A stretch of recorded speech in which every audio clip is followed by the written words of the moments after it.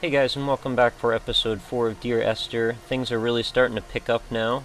We've gotten some absolutely stunning environments to look through, and we are going to do a little bit more cave diving, or whatever you want to call it. We're going to keep on the lookout for more cryptic symbols we don't understand, and more narrations of a revelatory nature that we will also not understand. I am very much drawn to this direction, although the other direction seems equally compelling in some ways too. Can't really get past those walls with the bioluminescent mushrooms on them. That is a thing I like. I am into bioluminescent mushrooms. Call me crazy. Always have been, probably always will be. Or are these mushrooms bioluminescent at all? Maybe someone's going around painting them all that way. I will never forgive them if that's the case. These mushrooms need to light up the room of their own free will. These aren't even mushrooms, these are freaking crystals now. Are you kidding me? Alright, well I don't have a pickaxe on me, so we are not going to be harvesting resources today. Can I make it across this? Yeah, maybe? No? Maybe not? Oh, yep, okay, cool. Got a little bit more circuit action going on. I have no idea what that means.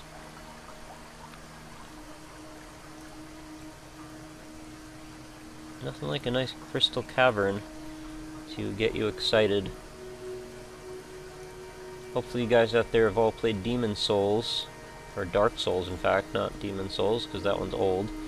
Dark Souls, which will be coming out on PC very soon, features a absolutely beautiful crystal cavern, which is not nearly as beautiful as this one, I have to say, but it is very compelling regardless.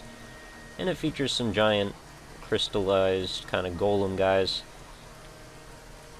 I could definitely see some golems living in this particular area. Sure, it wouldn't take much for them to move right in. They're a pushy bunch, you know. I'd love to stay in these caves forever, but I'm betting we're probably not going to do that. Although, with the way this guy's been talking, forever may not be very long. What is this? Is like more paint? Are we going to find out what's going on here soon? I don't want to be impatient, but like, the suspense seems like it's not going anywhere. We're just getting hit with the same references a lot of times. And it doesn't seem to be adding up. Unless I'm just really dense, which is what the hell are we gonna do here? Oh man. Is this the coolest environment that I've ever found? I want to go up. Crawl through that. Crap. Oh, that's so pretty. Man, I had no idea that the environments were this pretty in this game. I got the landscape at first, but this is a whole different level. It cannot be the landfill where the parts of your life that would not burn ended up. It cannot be the chimney that delivered you to the skies. It cannot be the place where you rained back down again to fertilize the soil and make small flowers in the rocks.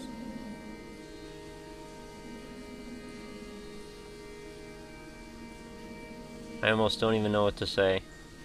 I mean, just looking up through that is breathtaking.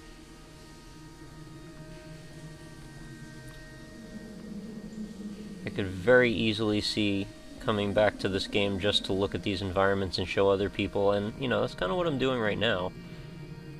Uh-oh, we've got words that I may actually be able to read.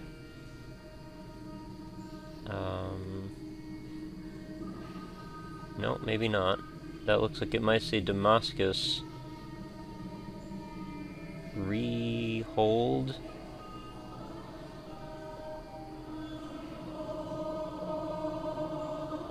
No idea. That is really cool looking. Somebody clearly lost their mind. What do they call that? An orgy of evidence? Or a preponderance of evidence? Wow. I feel like I've gone to Tron World. That would be a thing, right? You know, if we took it from wandering through some caves and then all of a sudden we're in, like, electricity land. Away from being a city.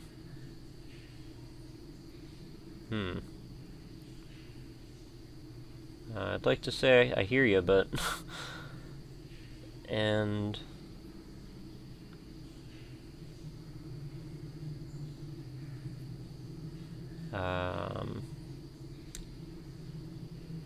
that's probably not a letter.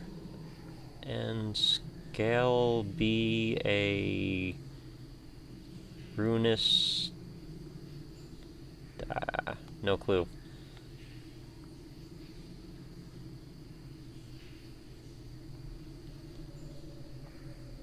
Well, if there's one thing that I can say with absolute certainty, it's that the developers of this game have mastered ambient lighting. May not be the most naturalistic looking lighting, but it is definitely dramatic and it definitely is compelling.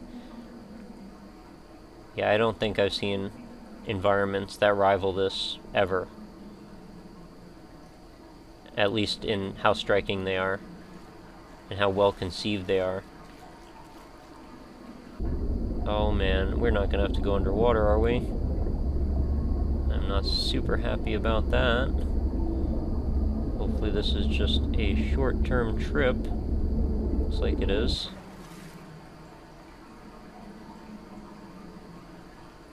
I always wondered about the temperature of cave water. I bet it's freezing. It's probably always freezing. That looks like an Oblivion gate. I guess it depends what cave you go to. That actually seems like it would matter too. Like if you're trying to develop a really immersive situation, you might be kind of gasping because it's so cold. It's like a quick way to sympathize with the character. What in the hell? Am I really gonna have to fall again? Didn't this dude already break his leg? There's no other way around, is there? I'm gonna try and walk. Totally gonna fall though, yep. Sucks to be you, buddy. That is not what I expected to find down here at all. Okay, let's see. We've got a car.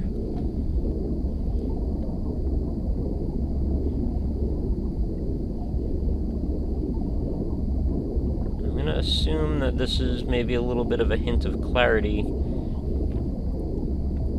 into something that may have actually happened.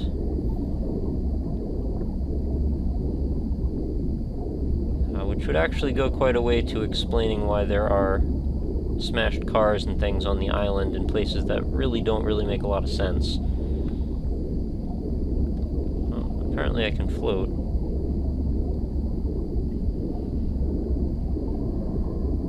You know, it's very cool the way the mind works that, you know, the developer could pretty much count on us moving toward these cars because, you know, they're obvious focal points. I mean, we don't need really any instructions. But I could have just as easily decided to just go away from the cars, but, you know, I didn't. Just the way it works. Can I go out of here? Maybe?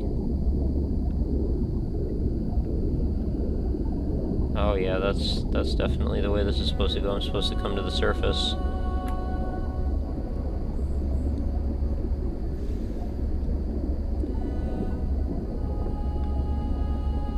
Oh, okay, so now I'm actually back in either reality or non-reality. It could be one or the other.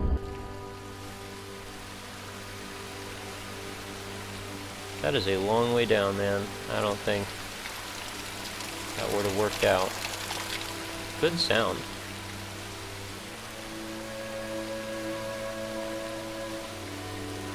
Alright, we're gonna do a little bit more walking and maybe leave the cave soon.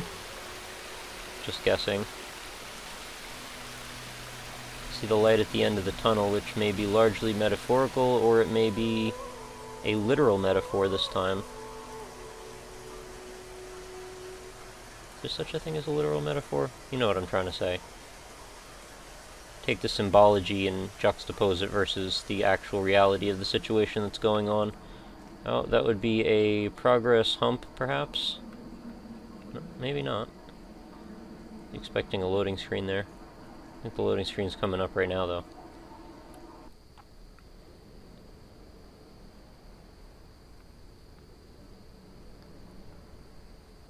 Alright, where are we at? A little bit more cave action? Or are we coming out? Coming out, okay. I think we're reaching the climax of our journey. At least pretty soon, anyway. And what a journey it's been. A beautiful moon. Traveled over a mountain. Traveled around, we've seen some sights. This place. We would have had so much I to hear what he debate. has to say. Did he paint these stones or did I? Who left the pots in the hut by the jetty? Who formed the museum under the sea? Who fell silently to his death into the frozen waters? Who erected this godforsaken aerial in the first place? Did this whole island rise to the surface of my stomach, forcing the gulls to take flight?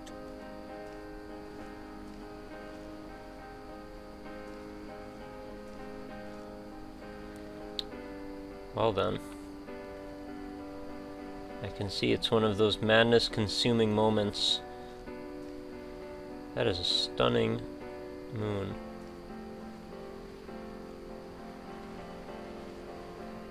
And the sheer amounts of care and attention that went into every inch of every polygon going on this screen. Definitely worth note.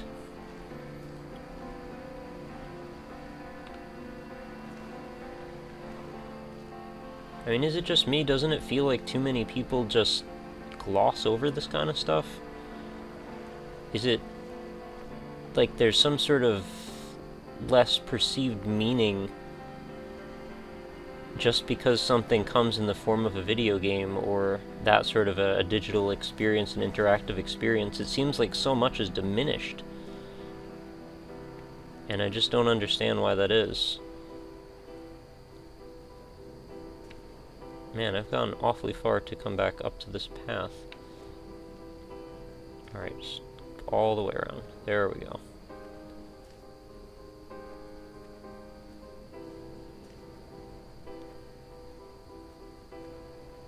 And I would say this game is pretty much operating on all cylinders all the way through. I mean, the music direction, the art direction, the sound, it's all there. And that just leaves story, and story we're still working on.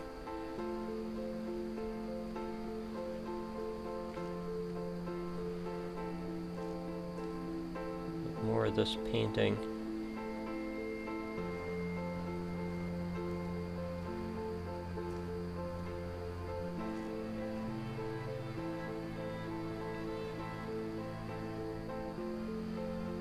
I want to take a look at the sky.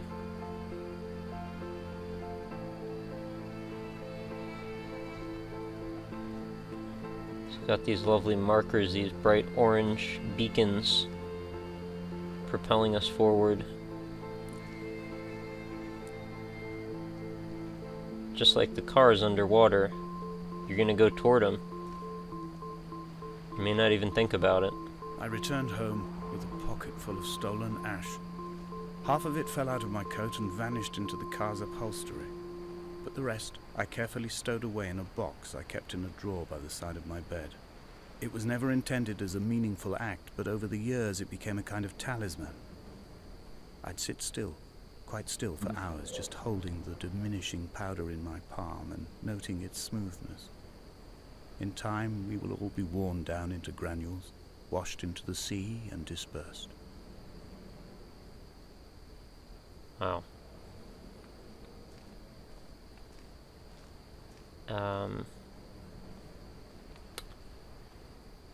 Yeah, I think we're gonna wrap this episode up. I think we've got one more left. And we should be pretty much finishing out Dear Esther.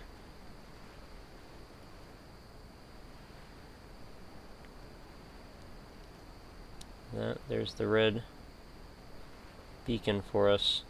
Alright, so thank you again for watching. We're going to go through for episode 5, and I think that'll be our conclusion. So I will see you next time, guys. Have a good night.